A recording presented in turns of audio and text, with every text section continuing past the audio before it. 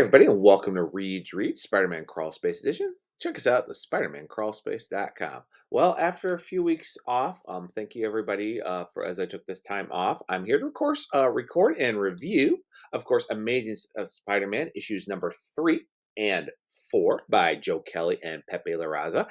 As we go in, I'm going to review both of these issues together as one about the pros and cons, and then I'm going to give my letter grade for issues 3 and 4 because I liked one issue much more than the other one, even though the other issue was not too bad. So, how did we all get here? As we're really kind of pushing into Joe Kelly and Pepe's run here on Amazing Spider-Man, as we kind of get to the meat of the storyline, especially as we get into, of course, the Hobgoblin and our buddy Itsy Bitsy. So let me go into the pros. First of all, I have to say Kelly does have a really good feeling on these bad guys. I don't. One thing that was a problem during Wells's runs, he had a good concept when it came to the bad guys, but their motivations and that weren't here. Here we really have a nice little mystery that's been going on about Kingsley, about exactly what he's doing with his drug sodas and exactly how it does with Itsy Bitsy, as well as some of Spider-Man's rogues together. I really do like how he's kind of putting that mystery together, especially since the storyline takes a lot here in Ravenscroft, dealing with everything for the Rhino and for everything. I also do like this version. See, this is the version of the Hobgoblin I really like. Despite the costume, they went with the Philip Urwick costume with the wings and stuff, even though Kingsley originally designed him before Urwick took over the position. This is the Roderick Kingsley I know and love. He is very ruthless. Many people always got that mixed up with the character with Roderick was a businessman and kind of thing, but he seemed to have this little capitalist facade on here. There wasn't that guy. When he would put on the mask as the Hobgoblin, he became absolutely ruthless. And it was always a great little testament to the way how Roger Stern did him back in the day, how he was kind of the opposite, where when Peter put on the mask and had to be Spider Man, he had to take it back off and had to go back to regular life. And his life as Spider Man actually deferred and hurt his life a little bit, which came in with the Parker lot. Why Kingsley was the complete opposite. Why Norman Osborn was insane and everything, and the mask was really who he was here. The Hobgoblin was completely the person. I also do like what they've been doing here. Kelly is actually doing a good job using Norman Osborn, or they say sinless, even though we know the Green Goblin is still lurking in the background, which is interesting.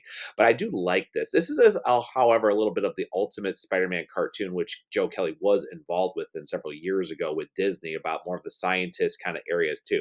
But I kind of like a little bit more of the frenemy between Peter and Norman, especially when they're trying to figure out exactly what is going on with the different drugs, what happened to Peter, and so forth.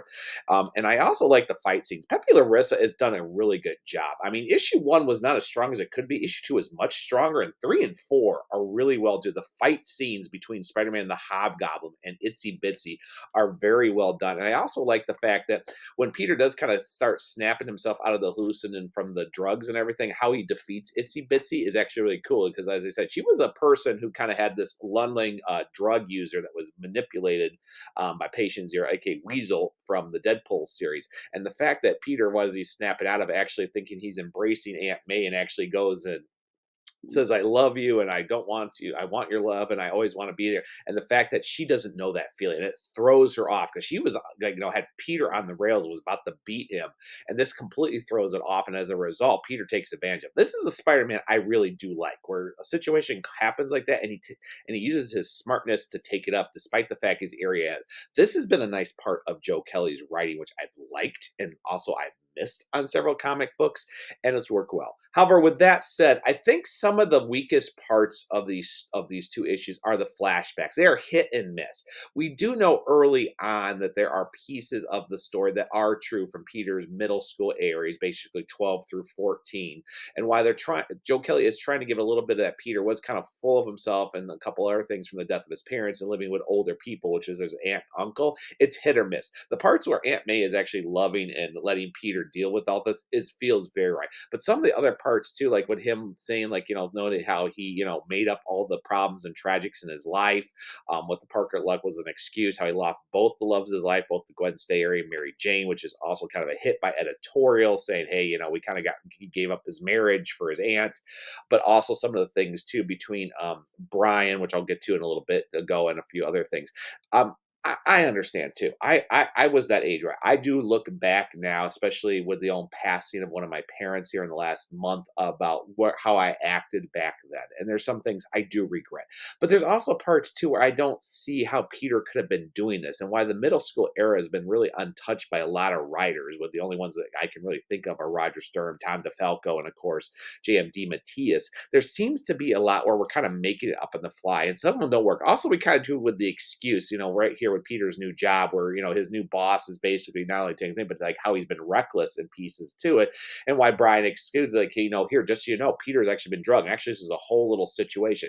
It's smart writing how they get involved in this, and like I said, it goes to the mystery of exactly what is Roger Kingsley doing, who are their friends in the FBI and the FDA that they're doing this bigger plan, which of course Peter is trying to figure out what exactly the Hobgoblin is trying to planning, but it's a little too convenient, and it does seem like it kind of tries to absolve Brian, Peter's long lost middle school friend, and we kind of got a little bit more of his history about how much he didn't like his parents and how he felt they weren't there for him and everything else, which I actually kind of see a little bit more of the flashback. And as somebody who's had friends like that too when he was that age, I can understand why Brian was feeling that way back in his early teenage years and why him and Peter kind of became friends. It's a nice little thought too, but there seems to be too much. And as we know, Brian's being kind of put in the crosshairs as the cliffhanger ends with, of course, the Hobgoblin, heading towards the come get him too. The truth is, I really do like the mystery.